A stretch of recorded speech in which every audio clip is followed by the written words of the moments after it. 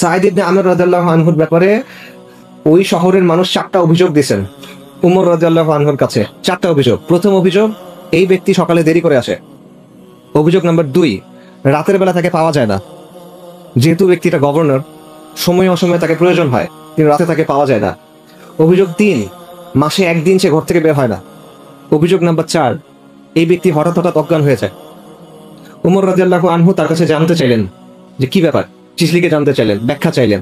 তখন সাঈদ ইবনে আমর রাদিয়াল্লাহু আনহু বললেন, প্রথম অভিযোগ, আমি সকালে দেরি করে যাই। অভিযোগ সত্য। কেন সত্য? কারণ আমার বাসায় কোনো কাজের লোক নাই, বাসার কাজগুলো শেষ করে তারপর আমাকে আসতে হয়। এটা ওই শহরের গভর্নর, কিন্তু একটা শহরের গভর্নর, প্রদেশের গভর্নর, একটা শহর না আসলে একটা প্রদেশের গভর্নর। দ্বিতীয় অভিযোগ, রাতে তাকে পাওয়া যায় না। অভিযোগ সত্য, রাতে আমাকে পাওয়া যায় না, কারণ দিনে আমি মানুষকে সময় দিই, রাতে আমি ইবাদত করি, কারণ আমার নিজের জন্য এই সময়টা আমার রাখতে হয়।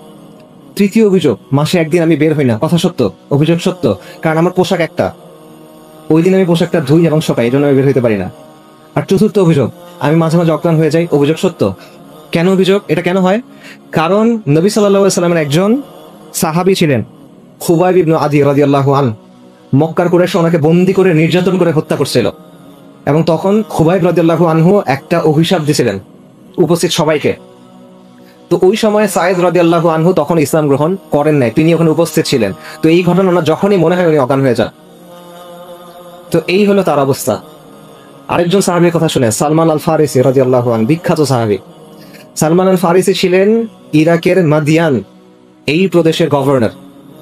উনি যখন গভর্নর ছিলেন, ওনার পোশাক ছিল এমন একটা জুব্বা যেটা হাঁটুর একটু নিচে পর্যন্ত যায়, এর বেশি নিচে যায় না। উনি গভর্নর থাকা অবস্থায় উনি জীবিকা অর্জন করতেন কিভাবে? উনি ঝুড়ি বানাইতেন, নিজে হাতে বেত দিয়ে ঝুড়ি বানাতেন, সেই ঝুড়ি বিক্রি করতেন। উনি চলাফেরার জন্য একটা খচ্চর ব্যবহার করতেন। সাধারণত সম্মানিত মানুষ খচ্চর ব্যবহার করবে না, ঘোড়া ব্যবহার করবে। উনি খচ্চর ব্যবহার করতেন। এটা নিয়ে বাচ্চারা হাসি ঠাট্টা করতো, উনি চুপচাপ থাকতেন, উনি হাসতেন। ওনার অবস্থা এমন যে ওনাকে দেখে বোঝা যায় না। এক লোক শহরে ঢুকছে, ওনাকে ডেকে বলছে, এদিকে আসো, এই যে আমার গাধার পিঠে কিছু মালসামান আছে, এগুলো একটু নামায় দাও। উনি নামায় দিছে। তখন লোকেরা বলছে, তুমি কাকে বলতেছো? এটা গভর্নর, নবী সাল্লাল্লাহু আলাইহি সাল্লামের সাহাবী, এটা সালমান আল ফারিসি। ওই লোক অপ্রস্তুত হয়ে গেছে। তখন সালমান আল ফারিসি বলছে, কোনো সমস্যা নাই, আমি তো আল্লাহর বান্দা, বান্দা তোমাকে তো সাহায্য করতেই পারে, সমস্যা কোথায়?